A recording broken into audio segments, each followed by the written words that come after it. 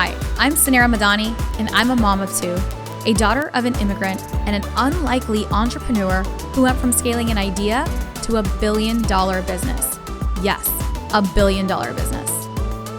Along the way, I learned that less than 2% of female founders ever hit 1 million in revenue, and I became obsessed on a mission to change that. I believe that there is so much gatekeeping in business knowledge, and that we as female entrepreneurs should be learning from other female founders and leaders who have broken the statistics. Since I never went to CEO school, I've had to learn it all the hard way, but you shouldn't have to, because we believe that you deserve to have it all. And honestly, nothing bad happens when women make more money. Grab a seat because class is officially in session. Welcome to CEO School. Welcome to CEO School. I'm your host, Suneera Madhani, and today for Wind Down Wednesday, I want to share something that took place last week that absolutely freaking blew my mind. Okay, so I love to invest in female founders, female-founded startups. I started investing in 2019, I would say, when we were able to just start doing some investments on the side.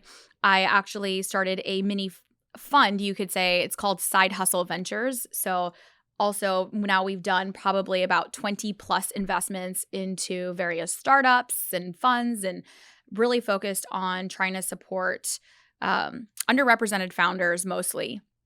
And it's so much fun. I love learning about business, and I love learning about various businesses. And if I can, be a mentor, also put in some investment and support a startup, like it's a passion of mine, and I absolutely love it.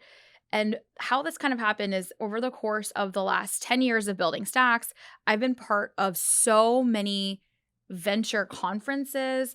I've personally fundraised myself and met so many incredible founders. I obviously had a chance to, do some wealth creation, and I wanted to make sure that I was able to kind of give back with that as well.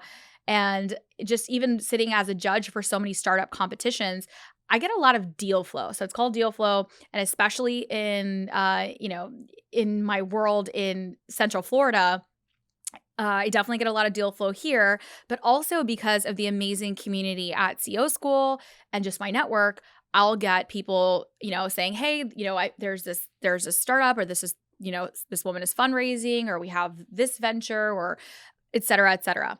So I received an email, and I don't respond back to everything. That's kind of like one of my biggest, I used to respond back to every email. Don't do that. You can't do that. And so I hate ignoring people, but sometimes you just got to hit delete, and just you can't respond back to every single person. And so I get a lot of pitches. And this one woman who I actually ended up seeing a demo of her product. I thought that the pitch was, I'm not going to give it away, because if I say the product, I don't want to give that part away, but I do want to share a big lesson that I saw here. So she came on and she did, I thought that her email was intriguing. I thought her product was good. She was able to articulate, the product market fit, the industry, and it was a product for, for mothers and for moms. And that was something I've experienced some of the pain points as a mother that she was sharing about this product. And I was like, you know what? I'd love to actually see a demo. So I saw the demo, and I liked the product. And she was telling me that she was, finishing a fundraise of like, $7 million or something like that. And it was over a year ago. And at that time, just where her revenue was just not enough for me to support her investment. But I said, definitely, I'm interested. And so come back. And this is something for anyone that is venture fundraising. It's a lot of networking. And just because someone says no doesn't mean, again, that it's no, maybe not right now. A lot of my investors, actually, I was building relations with investors early on for even future investment rounds. So I was talking to funds that I was too small for, but eventually I was still building those relationships over time, right? It's like dating. And you've got to ensure that you have lots of these relationships out there to go find your potential investors at the right time. And so I did really like her product. I thought she was, had good energy. I liked kind of all of the checkpoints of an entrepreneur. And maybe I'll do a wind on Wednesday of like how to have a great pitch, because I know a lot of you want to talk about investment and how to get venture funding for your business. But she did a great job, enough to nail it, but not enough from a business proof standpoint. And it was too early stage for the type of deals that I like to do with our investment group. So I said, sorry, not now, but definitely keep me posted. And a couple of weeks ago, she sent me an email and she said, hey, Suneera, I've made so much progress in the company. We've gotten all these certifications and we've landed all of this press and we have customers now and et cetera, et cetera. And I'm doing another round of funding. I'd love for you to be on board and also take a board seat. And so I was like, oh, that's such fantastic news that the company's been doing so well. I was definitely rooting for you. Send me over your financial statements and send me your pitch deck. And I'd love to see, what you're raising for, et cetera. And she sends everything back to me and her revenue was just, I was baffled that her revenue was not even close to a six-figure revenue. And she had raised $7 million. Okay, $7 million. And she was raising another round again. And actually, I don't remember the exact revenue, but it was definitely not at $1 million. And it was, as soon as I saw it, I was like, wait, something's not adding up for me. So I sent her an email back just saying, hey, babe, can you kind of run through your the revenue side of your business? How are you acquiring customers? What are your customer acquisition costs? And, how many customers do you have today? How are you getting customers? Why does revenue seem so low? And where did you spend the $7 million? Would love to get, because you're already here raising again. And her response back, so she kind of sent me a response back, be like, oh, we did a lot for our, research and development, and we got all of these certifications, and we made a lot of momentum in all of these different areas, and almost dodged the question on revenue. And she was forthright, in terms of saying, yeah, this is our current revenue, but with this next investment, we're going to now focus on revenue. And so it was a red flag for me. And I, responded back, be like, thank you for reaching back out, but unfortunately, I don't think that this investment is right for me. And with the previous $7 million that are that's a lot of money that was just spent.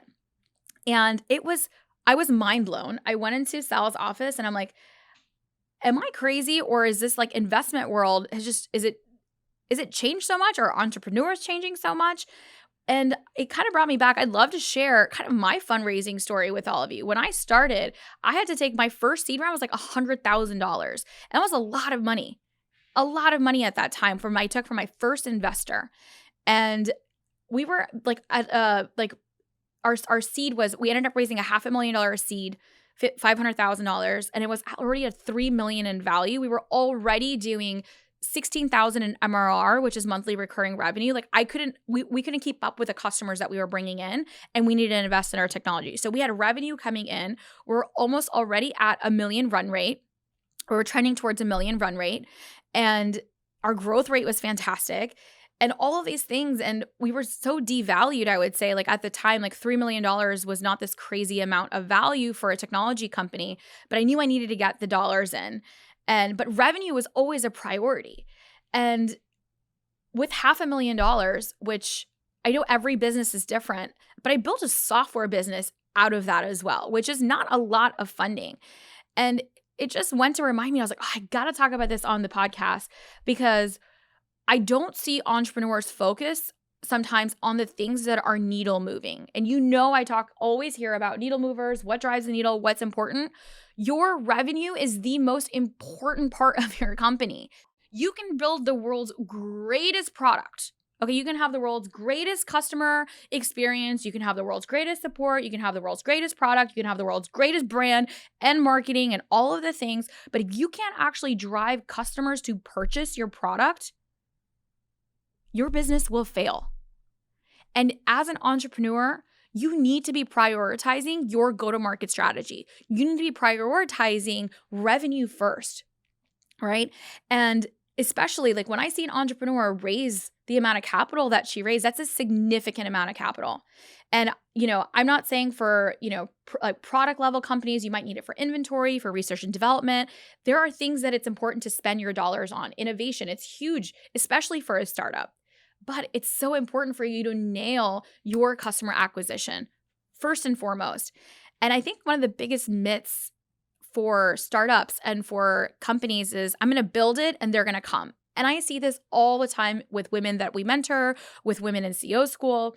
And we're so focused on perfecting our website. We're so focused on perfecting our the brand, and we're so focused on getting that patent or and not saying that these things are not important, right? If you go through CEO school course, you will find that I talk about each and every single one of these things, and they are important, but you've got to prioritize getting customers, babe.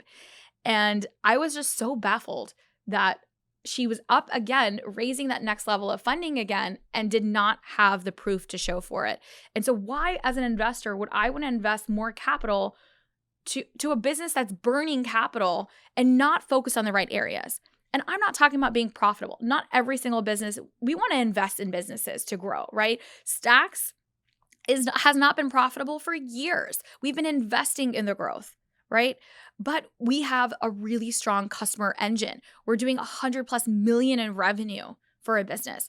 And that took time to build that customer engine, but it was always a priority. And we didn't build product and then go acquire a customer.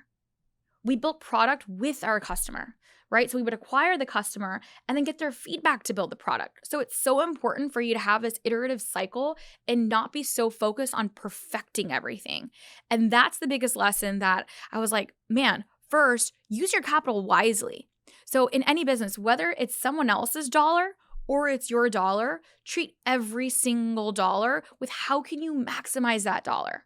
What is the biggest needle mover for that dollar? How can you put $1 in and get $3 out, right? And having that formula for your business is so, so important. And not only making that your job as a CEO, that is the organization's responsibility too, right? If you're not going to have customers coming in, you can't use that amazing customer workflow. You can't use that amazing the branding and the experience and the product they're not going to use the product that you've created. You can't get people in through the door. And you've heard me say this so many times. There's no such thing as $1 million idea, only $1 million execute. And execution matters and revenue matters, right? Especially for a company, especially for fundraising, especially if you want to take your company to the next level. And so that happened last week. And I have the stat. So my team just pulled the stat. 7 million raised, 40,000 in revenue, not even 6 figures in revenue, and up for funding again. And I don't want to discount this person. I don't know their business inside and out. And I really do wish them so much success, but you got to prioritize revenue. And so that was a lesson from last week. And I thought I'd share it today on Wind Down Wednesday. I hope you enjoyed today's episode. If you did, let me know. Leave us a review down below. Screenshot this episode and share.